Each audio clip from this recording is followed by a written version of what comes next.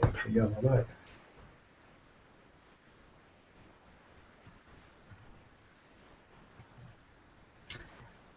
So you're thinking about buying, and up until now you've always rented. So your headset is the way it is when you're looking for a rent. A couple of things that you obviously already know, which is that when you're paying rent, rent is an expense. Your mortgage payments on a home that you buy are an investment. So financially, it's a different kind of transaction. You want to make sure you're making a good investment. When you're renting, you don't care because you're not going to live there forever, most likely, and in any event, you don't own it. It's someone else's responsibility. So the other thing to keep in mind is that even if your monthly expenses go up a little bit when you buy, that money is money, a good chunk of it is money that you're investing, not money that you're just spending and giving to someone else.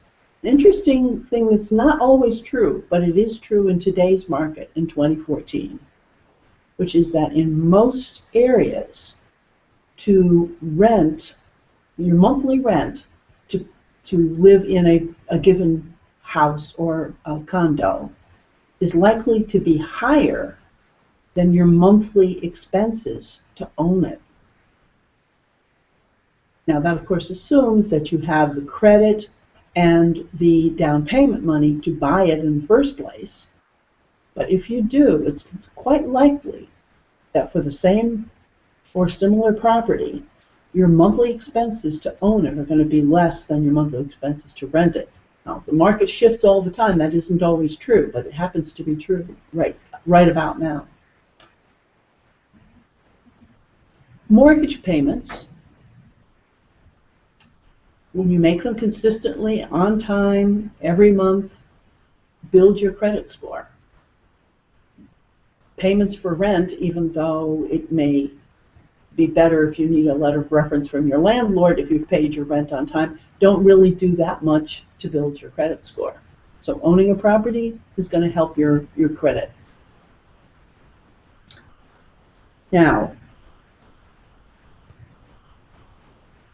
let's talk a minute more about what to think about when you're actually looking at a home to buy versus the way you would look at it if you were looking to rent it. Most likely, you are expecting to stay in a home that you purchased longer than you were planning on staying in a home that you were going to rent. So you're thinking a little bit more long term.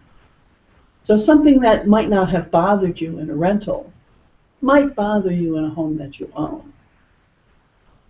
For example, I have some friends who rented a home with a very sloped floor in one bedroom. If they were buying that home, I would advise them not to buy it unless we could be reassured by the home inspector that that sloping floor didn't mean that there was a problem with the foundation or the structure of the house. But I might still also point out to them that when they get ready to sell that home, as most people do on the average in 7 years, they're going to have more trouble selling that house because of the sloping floor. So that sloping floor doesn't matter so much to a renter if it doesn't really bother them that much, but it will make a difference if you're purchasing. So different characteristics are going to make a difference. At the same time, when you rent, what you see is what you get.